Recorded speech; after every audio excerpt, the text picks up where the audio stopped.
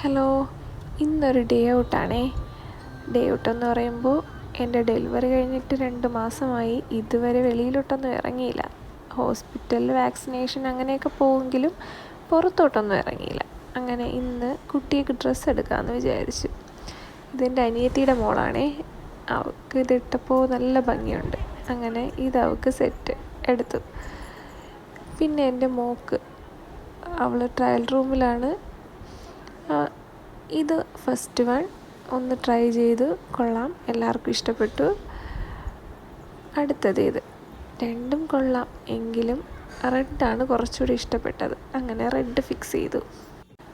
അങ്ങനെ ഡ്രസ്സൊക്കെ എടുത്തിട്ട് നമ്മൾ നേരെ ചായപ്പീടികയിലിട്ട് പോയി. ഇവിടെ നിന്ന് നമുക്കൊരു സാധനം വാങ്ങിക്കാം. ഇത് ചായപ്പീടിക മാത്രമല്ല, ഇതൊരു ബിരിയാണി സ്റ്റോറും കൂടെയാണ്. ഇവിടെ നമുക്ക് കിലോ ബിരിയാണി വാങ്ങിക്കാം.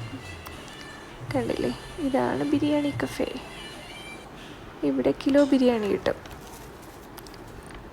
നല്ല ക്വാണ്ടിറ്റിയുള്ള ബിരിയാണിയാണ്, ടേസ്റ്റും ഉണ്ട്. അങ്ങനെ കിലോ ബിരിയാണിയൊക്കെ മേടിച്ച് നമ്മൾ വീട്ടിലോട്ട് വന്നിട്ടുണ്ട്. എല്ലാവർക്കും നല്ല വിശപ്പായിട്ടുണ്ട്. നമുക്കത് പൊട്ടിച്ച് പാത്രത്തിലോട്ടിട്ടിട്ട് കുട്ടികൾക്ക് കൊടുക്കാം. അത്യാവശ്യത്തിന് പീസും ഒരു മുട്ടയുണ്ട്. നമ്മൾ 3 എണ്ണം വാങ്ങിയായിരുന്നു. ഇത് ഒരെണ്ണമാണ് പൊട്ടിച്ചിട്ടേക്കുന്നത്. കുട്ടികൾക്ക് നല്ല വിശന്നിരിക്കുകയാണ്. നല്ലൊരു ദിവസമായിരുന്നു ഇന്ന്.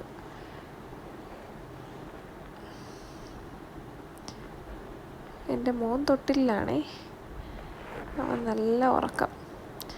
അങ്ങനെ നമ്മൾ ബിരിയാണി കഴിച്ചു തുടങ്ങി. നല്ല ടേസ്റ്റ് ഉണ്ടായിരുന്നു, നല്ലതായിരുന്നു.